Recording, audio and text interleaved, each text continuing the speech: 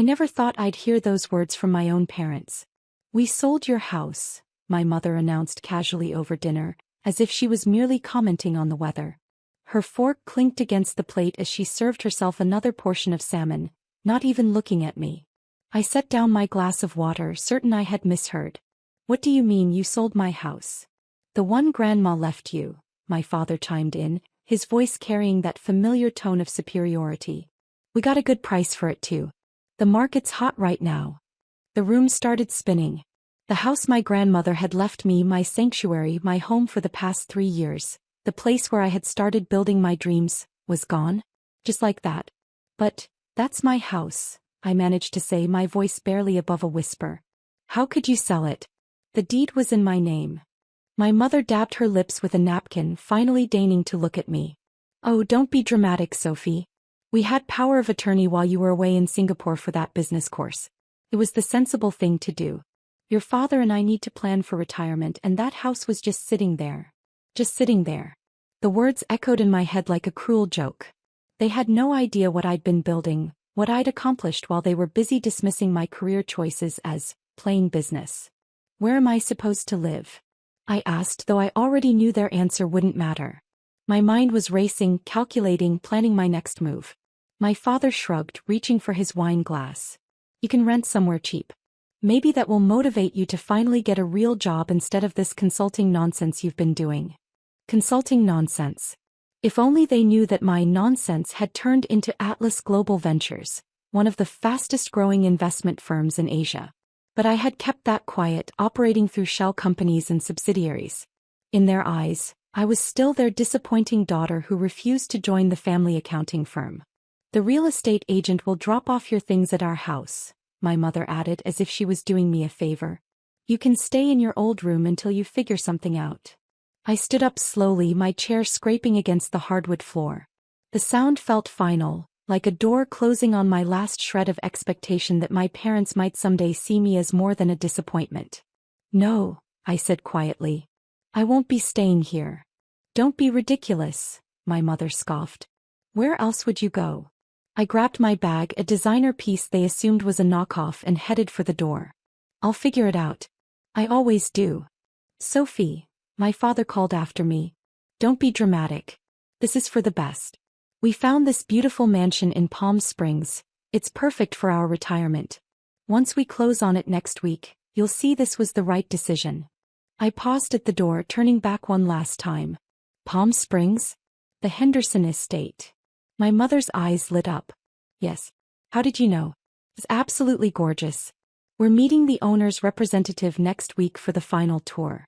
16 bedrooms, an infinity pool, everything we deserve after working so hard." I couldn't help but smile, though there was no warmth in it. "Interesting. Well, enjoy your dinner. And good luck with the tour."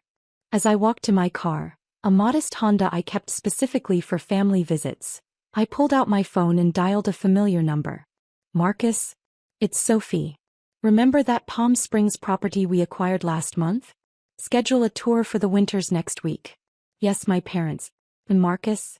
Make sure Jessica handles it personally. It's time they learned exactly what their daughter has been up to." I ended the call and started my car, watching my parents' house grow smaller in the rearview mirror. They thought they had taken everything from me, but they had no idea what was coming. Sometimes the biggest power lies in being underestimated. The next 2 weeks passed in a blur of meetings and international calls, all while my parents flooded my phone with texts about their upcoming tour of the Henderson estate. Each message dripped with self-satisfaction, little digs about how this was what real success looked like. If they only knew that their dream mansion was just one small piece of my company's real estate portfolio. Atlas Global Ventures had acquired it last month in a quiet deal, along with several other luxury properties across the country. But to them, I was probably still sleeping on a friend's couch, humbled by their tough love. The morning of their scheduled tour, I sat in my real office, the entire top floor of a downtown high-rise, watching the sun rise over the city. My assistant knocked softly before entering. "Ms. Winters? Your parents just arrived at the Henderson estate. Jessica is greeting them now." I smiled, pulling up the security feed on my laptop. It was time for the first act of this play to begin.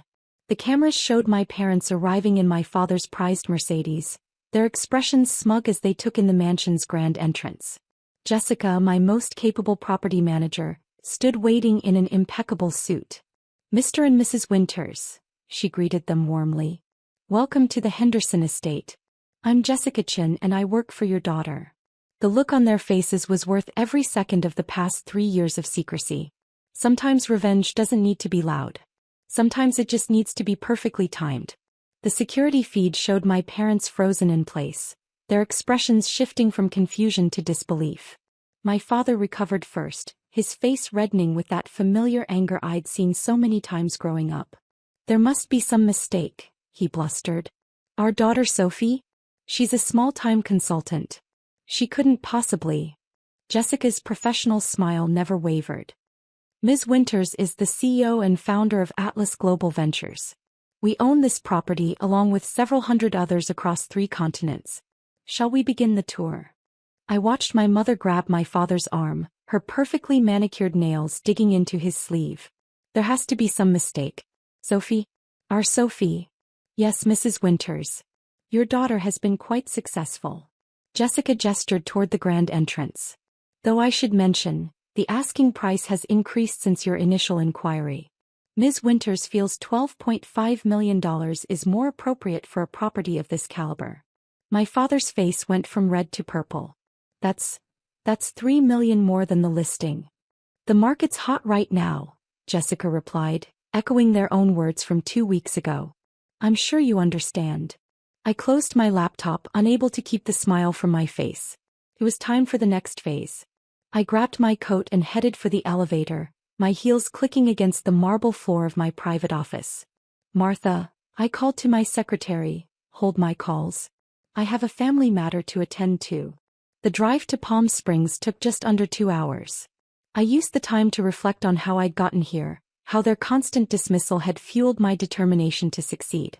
It started the day they told me I wasn't cut out for running a business. I was fresh out of college, excited about my ideas for modernizing investment strategies through technology. My father had laughed, telling me to stick to basic accounting like a good girl. So I left. Took a job in Singapore that they thought was just entry-level consulting. In reality, I was building connections, learning the market, and quietly amassing investors who saw what my parents couldn't: my potential. The first year was the hardest. Living in a tiny apartment, working 20-hour days, learning Mandarin in my spare time. But slowly, carefully, I built Atlas Global Ventures from the ground up. Every time I doubted myself, I remembered my father's dismissive laugh, my mother's sighs of disappointment. By year 3, we were managing over $500 million in assets. By year 5, that number had grown to $3 billion. All while my parents thought I was finding myself abroad. I pulled up to the Henderson estate just as Jessica was finishing the tour. Through the floor-to-ceiling windows I could see my parents in the grand living room, their body language tense. Perfect timing. The sound of my heels on the marble floor announced my arrival. My mother turned first, her eyes widening as she took in my appearance. Not the simple dress from family dinners, but a tailored Chanel suit that screamed success. "Hello, mother, father," I said calmly, enjoying the way they flinched at my voice. "I trust you enjoyed the tour of my property?" "Your property?" my mother whispered. "One of many."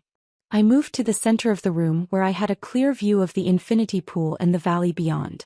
Atlas Global Ventures owns quite a substantial real estate portfolio. This is actually one of our smaller acquisitions. My father stepped forward, his face a storm of emotions. "You've been lying to us all these years?" "No," I corrected him firmly. "I've been succeeding. You just never bothered to notice." But your little consulting job," my mother stammered, "grew into a multi-billion-dollar investment firm." I turned to face them fully. "The same firm that now owns your dream retirement home." My father's business instincts finally kicked in. "Now, Sophie, let's be reasonable. We're family. Surely we can discuss a fair price for dash. Like the fair price you got for my house?" I cut him off. "The home grandma left me because she, unlike you, believed in me. They had the grace to look uncomfortable." "Good. That house wasn't just a property to me," I continued, my voice steady despite the emotion building in my chest. "It was the first place I ever felt truly supported. Grandma saw my potential when you were too busy focusing on appearances. We were trying to help you, my mother protested weakly. We thought. You thought you knew better. You always did. I walked to the massive windows looking out over the grounds. Did you know I was running board meetings from that house? Closing million-dollar deals from the sunroom Grandma loved so much? But you never asked. Never cared to know what I was actually doing with my life. My father's face hardened. If you're trying to punish us. Punish you. I laughed, but there was no humor in it. I'm teaching you something Grandma taught me: actions have consequences. I turned to Jessica, who had been quietly observing. Please provide Mr. and Mrs. Winters with the new listing details. And make sure they understand that Atlas Global Ventures has first right of refusal on any competing offers. You can't do this, my father growled. We're your parents. Yes, you are. And you sold your daughter's house for your retirement. I met his gaze steadily. How does it feel to be on the other side? My mother started to cry, dabbing at her eyes with an expensive handkerchief. Sophie, please.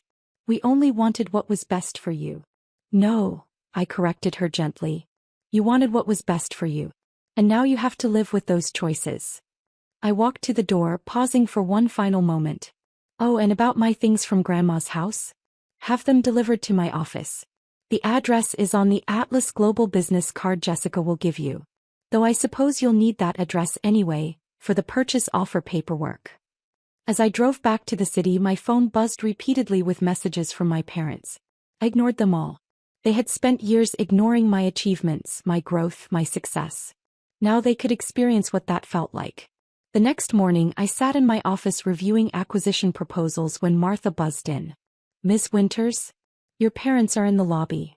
I smiled, remembering all the times they told me I'd never have an office of my own. Send them up. And Martha? Make sure they wait 15 minutes first. When they finally entered my office, their expressions were a mixture of awe and discomfort. The view from the top floor tended to have that effect on people. The wall of awards and magazine covers probably didn't help. Nice office, my father said stiffly. You've done well for yourself. Thank you, I replied, not looking up from my papers. Though I'm sure you're not here to admire the view. My mother stepped forward, clutching her designer handbag like a shield. Sophie, about the house, your house, we had no right. No, I agreed, finally meeting their eyes. You didn't. We can make it right, my father offered. We haven't closed on the sale yet. We can. I held up a hand, stopping him mid-sentence. The sale is final. Just like the Henderson estate is now officially off the market. What? They both exclaimed. I bought it this morning. Through one of our subsidiaries. I allowed myself a small smile. The market's hot right now, remember? My father's face reddened again, but my mother placed a restraining hand on his arm. For the first time I saw something like respect in her eyes. You planned this, she said softly. All of it. I learned from the best, I replied. You always taught me to seize opportunities when they arise. My father sank into one of the visitor chairs, suddenly looking older than his 60 years. So what now? You own our dream house, you've proven your point. Now, I said, pulling out a folder, we negotiate. Like business people. I slid the folder across my desk. Inside was a contract, one I'd had drawn up the night they sold my house. You can purchase the Henderson estate from Atlas Global. At market rate, of course. But first. I pulled out another document. You'll sign this. My mother picked it up, scanning the contents. Her eyes widened. This is a full accounting of the sale of my house, admitting you acted without proper authority despite having power of attorney. Sign it and we can discuss reasonable terms for your retirement home. My father started to protest, but my mother silenced him with a look. She had always been the smarter of the two. And if we sign, she asked. Then you get your dream house and I get the satisfaction of knowing you'll never underestimate me again. They signed. Of course they did. They needed that house for their retirement, for their status among their friends. Just like they thought I had needed their approval all these years. As they left my office, my mother paused at the door. We were wrong about you, Sophie. I'm sorry we couldn't see it sooner. I nodded, accepting the apology for what it was, too little, too late, but something. Sophie, my father added gruffly. That Singapore job, it wasn't entry-level consulting, was it? No, Dad. I was building an empire. You just never thought to ask what I was building. After they left, I walked to the windows looking out over the city I now partially owned. On my desk, next to acquisition reports and investment portfolios, sat a small photo of my grandmother. She was smiling in her garden at the house they had sold, the house where I had started my journey. You were right, Grandma, I whispered to her image. Success isn't about proving others wrong. It's about proving yourself right. I picked up my phone and dialed Jessica's number. Start the paperwork for the Henderson estate sale. And Jessica? Make sure every document they sign reminds them exactly who they're buying it from. Sometimes the best revenge isn't about hurting those who hurt you. It's about making sure they never forget how badly they underestimated you. My parents wanted a retirement house? Fine. They could have it, along with the daily reminder that their disappointing daughter now owned their dreams. Success, after all, is the best revenge.